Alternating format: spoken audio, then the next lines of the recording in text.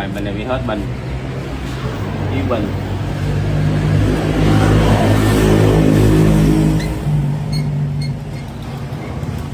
Tháo bình ra.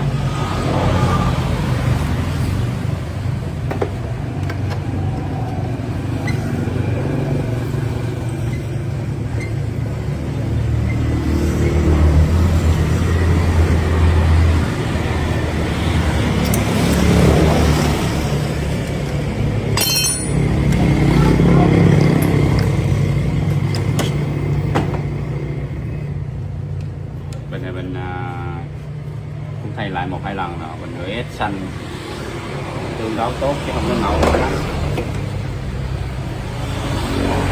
Đủ chắc năm hồi đó đẹp màu rồi.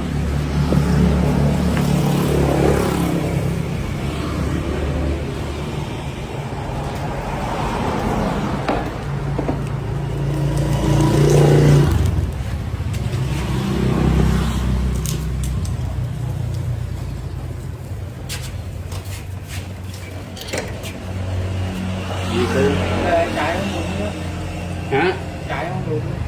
Đúng rồi, chạy không được. Hồi nãy chú nói rồi, căng lỏng á, và tăng căng á, tăng căng là nó sẽ đứt, mà tăng lỏng nó sẽ trật, tại nó hư là chịu à.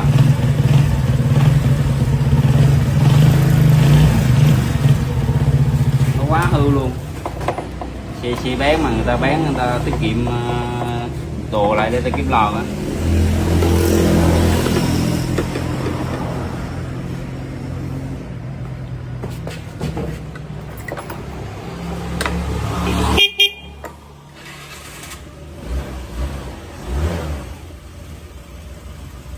Tấm bình nha anh em. Xe này bị bình. Thế thôi. Xe này của mấy còn em ghê á. Rồi lấy tiền thôi anh em. Rồi video tới đây kết thúc.